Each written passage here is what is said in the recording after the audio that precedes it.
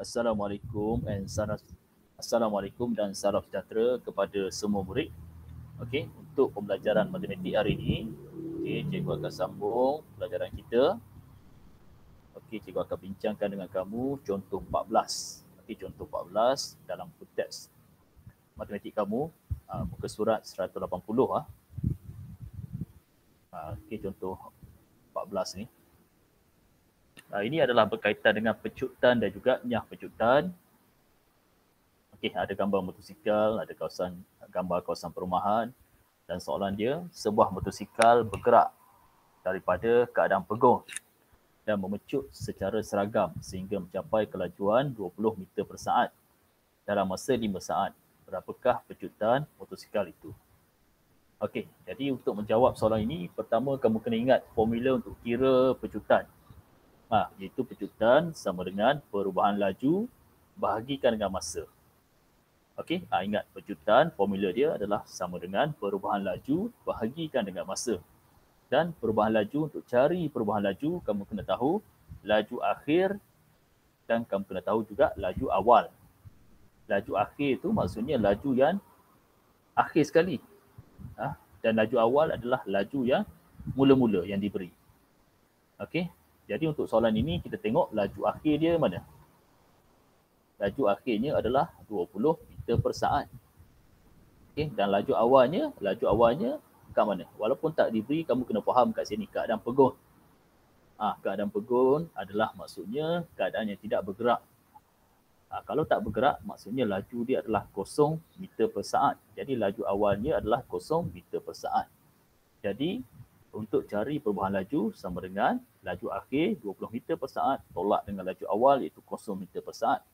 So, kamu boleh gantikan dalam formula pecutan sama dengan dalam kurungan 20, ini laju akhir tolak dengan 0. 0 ni laju awal meter per saat. Kemudian bahagikan dengan masa yang diambil. Masa yang diambil adalah 5 saat. Dalam masa 5 saat. So bahagikan dengan 5 saat. Sama dengan 20 meter per saat bahagikan dengan 5 saat. Kamu akan dapat jawapan dia adalah 4 meter per saat kuasa 2. Ini jawapan untuk pecutan motosikal ini. Okey, alright, seterusnya. Ada sambungan soalan dia iaitu di sini ya. Selepas brake ditekan, selepas brake motosikal itu ditekan, kelajuan motosikal itu semakin perlahan dengan kadar seragam sehingga berhenti dalam masa 4 saat. Berapakah pecutan motosikal itu? Okey, kamu kena kira pula berapakah pecutan motosikal itu apabila brake ditekan. Jadi untuk kira pecutan di sini, kita gunakan formula yang sama seperti awal tadi, iaitu perubahan laju bahagikan dengan masa. Perubahan laju, kita cari laju akhir tolak laju awal. Laju akhirnya yang mana? Laju akhirnya adalah selepas motosikal itu berhenti. Iaitu bila berhenti, laju dia akan jadi 0. Jadi laju akhirnya adalah 0 meter per saat.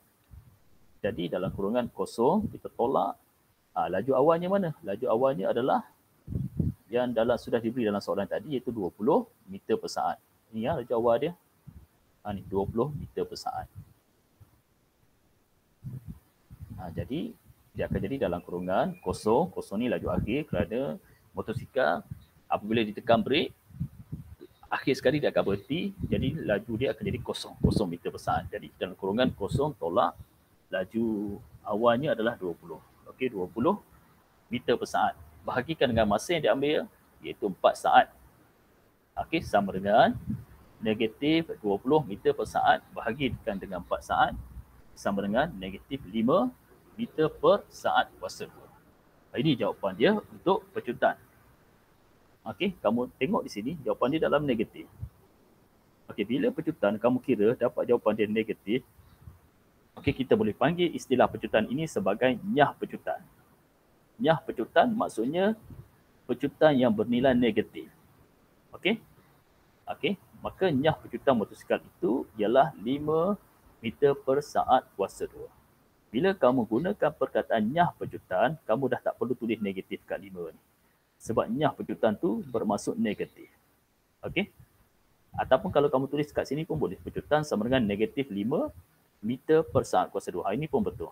Ataupun boleh tulis sebagai nyah pecutan sama dengan 5 meter per saat kuasa 2. Okey, alright. Ini ada kat sini perhatian. Ini kamu kena faham ni. Pecutan contohnya sama dengan negatif 5 meter per saat kuasa 2 atau nyah pecutan sama dengan 5 meter per saat kuasa 2. Nyah pecutan ditulis tanpa tanda negatif. Ini kena faham. Okey, seterusnya kita tengok di sini. Okey, unit ukuran pecutan yang biasa digunakan.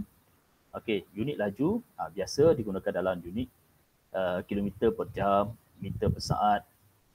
Unit masa untuk kilometer per jam adalah jam. Unit masa untuk meter per saat adalah saat. Kalau unit pecutan untuk kilometer per jam dan unit masa jam adalah kilometer per jam kuasa 2 atau kilometer jam kuasa negatif 2 atau kilometer per jam. Ini semua betul. Unit bagi pecutan. Kalau unit laju dia adalah kilometer per jam ataupun unit masanya adalah jam. Manakala kalau unit lajunya adalah meter per saat dan unit masanya adalah saat, unit pecutan adalah 5 meter per saat kuasa 2 atau ms kuasa negatif 2 atau m per s. Meter per saat per saat. Okey. Meter per saat per saat. Ini adalah antara unit-unit pecutan yang kamu boleh gunakan. Kalau unit laju yang diberi adalah meter per saat dan unit masanya adalah saat. Okey. Cikgu sambung lagi. Tengok di sini pertukaran unit. 9.2.2 contoh 15. Okey, tukarkan 420 meter per minit kepada unit kilometer per minit. Okey, macam mana cara untuk kita lakukan soalan ini? Okey, pertama kamu tulis dulu 420 meter per minit. Per ni maksudnya bahagi. Tulis bahagi minit. Okey, sama dengan 420. Ni 420 meter. Ini ada per, tanda ni maksudnya per. Tulis per tu apa? Per adalah bahagi. So 420 meter per bahagikan dengan minit. Dan jangan lupa dia dah ada bahagi tadi. Bahagi minit. So tulis bahagi minit. Kemudian sama dengan 420 darab 1 meter. Sebab 420 meter ni sebenarnya bersamaan dengan 420 darab 1 meter. Bahagi minit. Okey, alright. Seterusnya sama dengan kita nak tukarkan unit meter kepada kilometer dan unit minit. Minit tak bertukar, sama tak berubah. Dan unit minit ni kepada minit. Minit tak berubah. Minit ni sama, tak berubah. Ini pun tak berubah. Yang berubahnya cuma meter kepada kilometer. Jadi kamu kena tukarkan unit meter ni kepada kilometer. Untuk tukarkan unit meter kepada kilometer, kamu kena ingat pertukaran unit. 1 kilometer sama dengan 1000 meter. Jadi kalau kamu nak tukarkan 1 meter kepada 1 meter ke dalam unit kilometer, kamu kena bahagikan dengan 1000. So sama dengan dalam kurungan 420 darab 1 bahagi 1000 kilometer. Unit dah tukar jadi kilometer. Kenapa bahagi 1000? Sebab kita nak tukarkan unit meter kepada kilometer. Kita tahu dalam 1 kilometer ada 1000 meter. Nak tukarkan meter pada kilometer, kamu kena bahagikan dengan 1000. Okey. Kemudian bahagi minit. Ni bahagi minit. Tutup kurungan bahagi minit. Okey, sama dengan ini kamu selesaikan, kamu akan dapat 420 bahagi 1000, unit dah jadi kilometer, bahagi minit. Sama dengan, ini kamu bahagi, kamu akan dapat 0.42 kilometer bahagi minit darab 1 per minit. Okey, untuk kita laksanakan operasi bahagi bagi pecahan, kamu kena tukarkan operasi bahagi ni kepada darab. Dan bila kamu tukarkan operasi bahagi kepada darab, pecahan. Ini sebenarnya minit ni dia pecahan. Dia minit per 1. Cuma kita tak tulis je 1. So pecahan ini minit per 1 ni akan jadi terbalik. Di mana 1 akan naik ke atas dan minit akan turun ke bawah. Okey, sebab kamu tukar operasi dia bahagi pada darab. So darab 1 per minit. Jadi ini kamu selesaikan, kamu akan dapat 0.42 kilometer per minit kuasa 2. Kenapa minit kuasa 2? Minit darab minit, minit kuasa 2. Okey, itu jawapan untuk contoh 15. Okey, alright.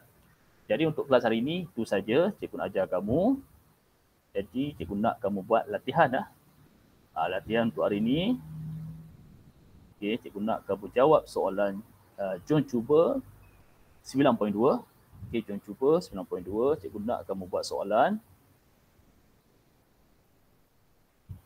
Soalan nombor 3 dan nombor 4. Okey, jawab soalan nombor 3 dan nombor 4 ni buat dalam buku latihan matematik 2 kamu. Dan kalau ada sebarang masalah berkaitan latihan ini, boleh mesej cikgu, tanya cikgu dalam Telegram. Okey, sekian saja kelas kita hari ini. Terima kasih semua.